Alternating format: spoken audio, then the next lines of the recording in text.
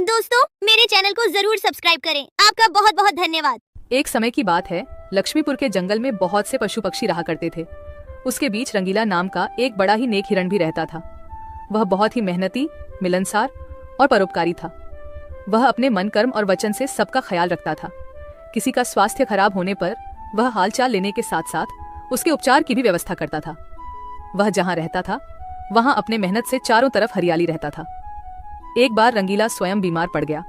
उसे ऐसा बुखार चढ़ा कि उतरने का नाम ही नहीं ले रहा था। उसने स्वयं कुछ जड़ी बूटियां खाई, लेकिन कोई लाभ नहीं हुआ। उनकी बीमारी की खबर पूरा जंगल में फैल गई थी, लेकिन उसे देखने के लिए कोई नहीं आया। तब उसका मन अधिक मुरझा गया।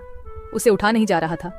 फिर भी वह उठकर थोड़ा आगे आया और उसने देखा कि दो हिरण उनके इलाके में आ गए थे। वह उनके बड़ी बड़ी हरी हरी घास खा रही थी। उन्होंने जब रंगीला को देखी तो मुस्कुराने लगी। अरे रंगीला, कैसी है तुम्हारी तबीयत? हम लोग तो तुमसे ही मिलने आए हैं, तुम्हारा हालचाल जानने आए हैं।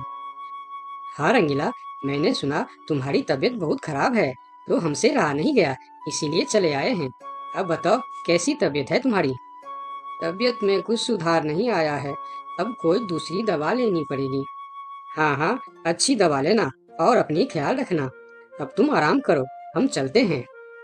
रंगीला मुड़कर अपनी घर के तरफ चला गया और इधर दोनों हिरण फिर से रंगीला के इलाके के हरे हरे घास खाने लगी। हमने इस जगह के बारे में जितना सुना था उससे कहीं ज्यादा पाया। रंगीला ने बड़ी मेहनत से ये गुलशन सजाया है। चारों तरफ हरियाली ही हरियाली है।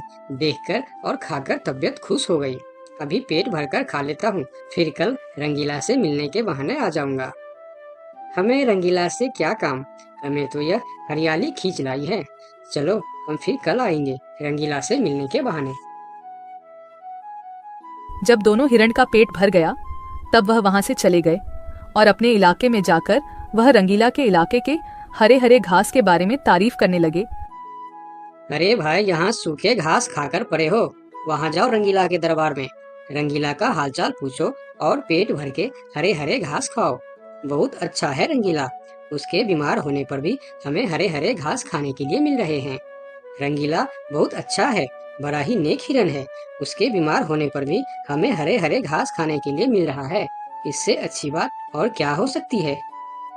वहां बहुत सारे हिरण की टोली बन गई। वह सब रंगीला के पास पहुंच गए और रंगीला का हालचाल पूछने लगे। पहले तो रंगीला को इस बात की बहुत खुशी हुई कि कितने सारे लोग इनके हालचाल पूछने आ गए, लेकिन उसके बाद का नजारा देखकर रंगीला का सर चकरा गया। सारे हिरण उनके इलाके के घास खाने में जुट गए थे। कुछ हिरण तो फल भी खा रहे थे। उनके पास सर उठाकर इधर उधर देखने की भी फुर्सत नहीं थी। रंगीला बेचारा मन ही मन सोचने लगा कि यह लोग मेरे पास 2 घड़ी भी नहीं रुके और घास खाने में जुट गए। अगर यही हाल रहा तो मेरे इलाके के सभी घास खत्म हो जाएंगे, मेरे खाने के लिए भी कुछ नहीं बचेगा। लेकिन उसके थोड़ा देर बाद ही उनका मित्र भालू वहां आ गया। उसके आने में देर हो गया था। माफ करना दोस्त, मुझे आने में देर हो गई है। तुम्हारे लिए औषधि लाने बहुत दूर चला गया था। औषधि तो मिल गई, लेकिन आने में थोड़ी देर हो गई। ये जड़ी बूटी तुम जल्दी खा लो और जल्दी से ठीक हो जाओ मेरे दोस्त। रंगीला ने वह औषधि खाई और कुछ देर बाद ही उसे आराम मिलने लगा। उसका दोस्त भालू उनके साथ ही रुका रहा और 2 दिन के बाद रंगीला का तबीयत ठीक हो गई। लेकिन उनके खाने के लिए न कोई घास बचा था, न कोई फल बची थी। उनकी सारी मेहनत पर पानी फिर गया था। वह बहुत उदास हो गया। दोस्त रंगीला, मैं जानता हूँ ये मतलब का संसार है। ज्यादातर यहाँ सब दोस्ती दिखावा का ही करते हैं। सब अपने फायदे की सोचता है। तुम चिंता मत करो, हम दोनों मिलकर यहाँ फिर से अपना गुलशन सजाएंगे, एक नई दुनिया बनाएंगे। इस कहानी से हमें यह सीख मिलती है कि मन में कपट रखने वाला मित्र शत्रु से भी ज्यादा खतरनाक होता है। दोस्तों मेरे चैनल को जरूर सब्सक्राइब करें। आपका बहुत बहुत धन्यवाद। सरयू नदी के पास एक बहुत बड़ा जंगल था। उस जंगल में काफी सारी जानवर रहते थे जो प्यास लगने पर नदी में आकर पानी पीते थे।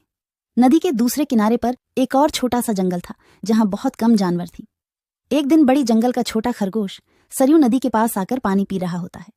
तभी नदी के दूसरी ओर खड़ा एक बाघ उसे देख रहा होता है। यह खरगोश आज मेरा भोजन बन सकता है। वैसे भी मेरे जंगल में अब शिकार करने लायक जानवर बचा भी नहीं है। क्यों न मैं नदी के उस पार वाले जंगल में जाकर शिकार करूं और वैसे भी वह जंगल बहुत बड़ा है और वहाँ का शेर भी मूर्ख और शाकाहारी है। पता नहीं ऐसे शेर मर क्यों नहीं जाते। बाघ खरगोश को देखकर शिकार करने की सोचता है और शिकार करने की लालच में नदी के दूसरी ओर चला जाता है। अपनी ओर बाघ को आता देख खरगोश वहां से भागने लगता है, पर तभी बाघ उसे आवाज देकर रोक लेता है। अरे खरगोश, मुझे देखकर कहाँ भाग रहे हो? तसल्ली से पानी पी लो भाई। मैं तो बस तुमसे बात करने आ रहा था। क्या तुम सच बोल रहे हो? हाँ, मुझे तुम्हारे जंगल का शेर सिंह के बारे में बात करना है। मैंने सुना है कि वह तुम्हारा बहुत चिंता करता रहता है।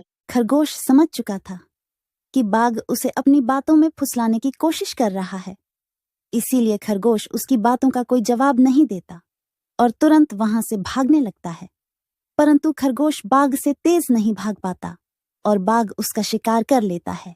यहाँ के जानवर बड़ी आसानी से शिकार हो जाते हैं, तो क्यों न मैं इसी जंगल में रहकर आसानी से शिकार किया करूं। बाघ अभी इसी जंगल में रहकर ही शिकार करता रहता है। इस तरह से जंगल में जानवर कम होने लगते हैं। एक दिन अरे लोमड़ी, मैंने सुना है कि तुम अपनी सहेली से मिलने के लिए दूसरे जंगल में जा रही हो। हाँ, लेकिन तुम्हें मेरी इतनी चिंता क्यों हो रही है?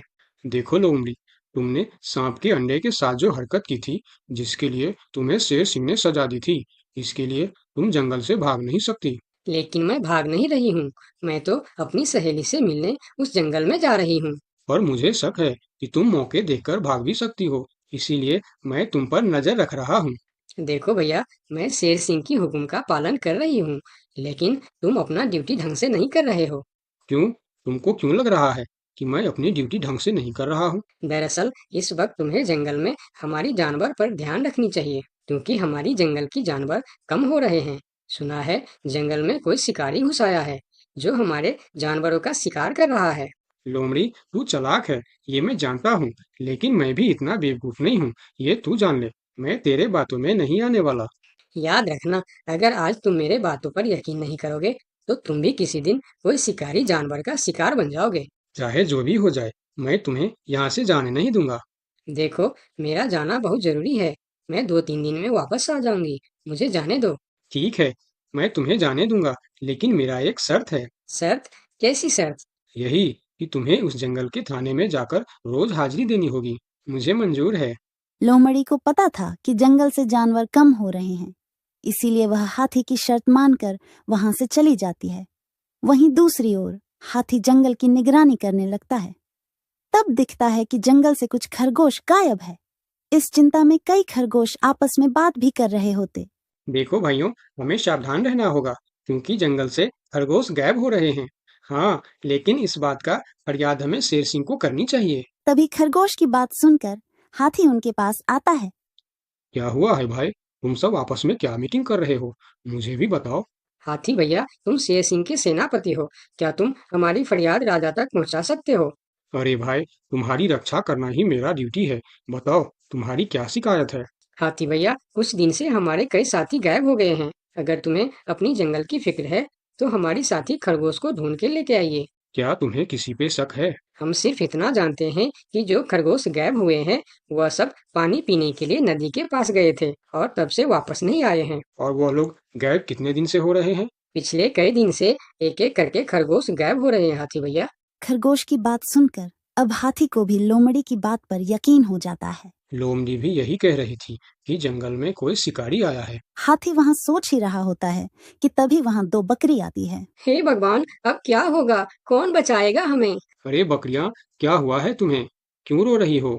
हाथी भैया, अच्छा ही हुआ जो आप हमें यहीं मिल गए। हम शेर सिंह के पास शिकायत करने जा रही थी। तुम भी शिकायत करना चाहती हो?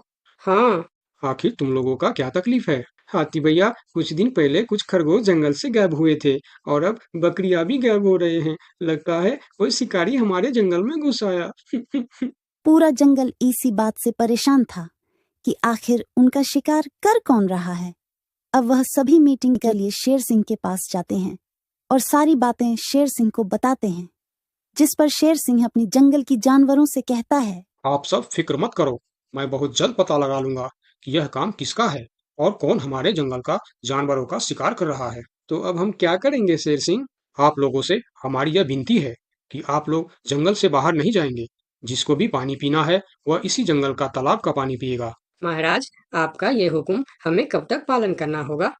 एक बार बस मैं उस शिकारी को पकड़ लूं, उसके बाद आप लोग जंगल से बाहर जाकर भी पानी पी सकते हो।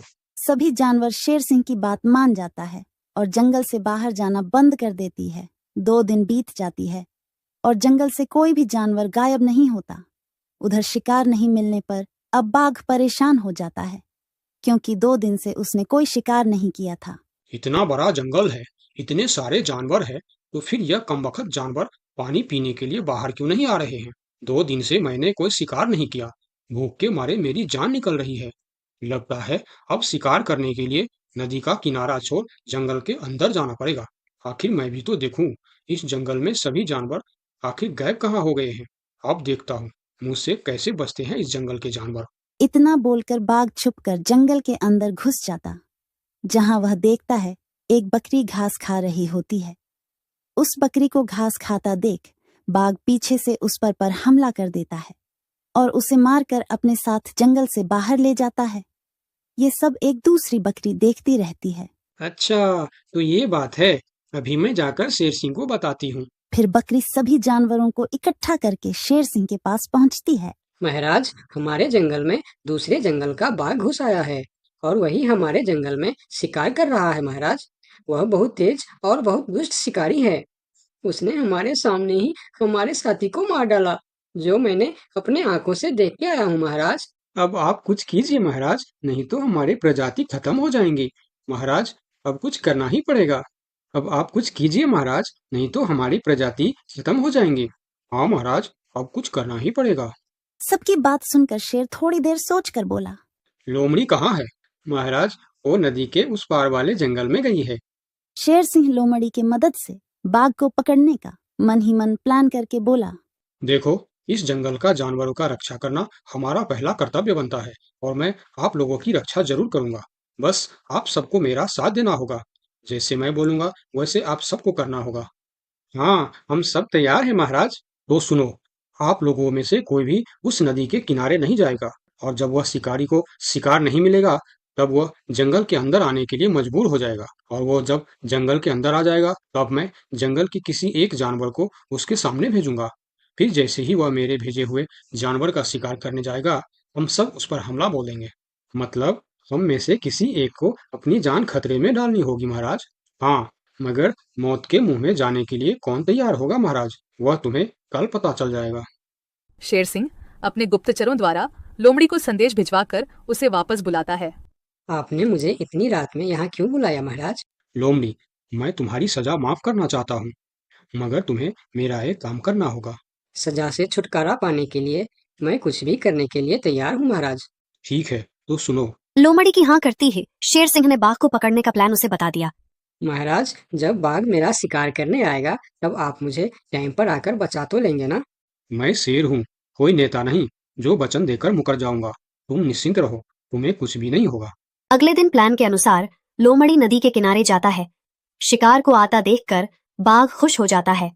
वाह, आज मुझे पेट भरकर खाना मिलेगा। शिकार के नजदीक आते ही मैं उसे मार दूंगा। लोमड़ी डरते डरते नदी के किनारे पहुंच जाता है। हे भगवान, टाइम पर शेर सिंह को भेज देना। कैसी हो लोमड़ी? मैं ठीक हूँ बाघ भाई। अभी तो तुम ठीक हो, लेकिन थोड़ी देर बाद ठीक नहीं रहोगे। क्या मतलब? मतलब ये कि मैं अभी भूखा हूँ और जब मैं भूखा होता हूँ तो किसी का भी शिकार कर लेता हूँ। इतना बोलकर जैसे ही बाघ लोमड़ी की तरफ जाता है, वो शेर सिंह के जाल में फंस जाता है और वहां सारी जानवर आ जाता है। बाघ, तू शिकार के लालच में मेरे चंगुल में फंस गया है। अब तेरी कहानी खत्म। तुमने मुझे धोखा दिया शेर सिंह। जैसी करनी वैसी भरनी, मुहावरा तो तूने सुना ही होगा। बाघ, तू सबको धोखे से मारता था, इसीलिए मुझे तुम्हें भी धोखे से मारना पड़ा। मुझे माफ कर दो शेर सिंह, मैं हमेशा के लिए जंगल छोड़कर चला जाऊंगा। तूने हमारे जनता पर अत्याचार किया है, अब तुम्हें इसका हिसाब चुकाना पड़ेगा। साथियों, अपना बदला ले लो। शेर सिंह की आज्ञा मिलते ही सारे जानवर उस बाघ पर टूट पड़ता है। इस तरह से शेर सिंह अपने चालाकी और सूझबूझ से अपने जंगल के जानवरों की रक्षा करता है। इस कहानी से हमें यही सीख मिलती है कि धोखे का अंजाम धोखा ही होता है, जैसी करनी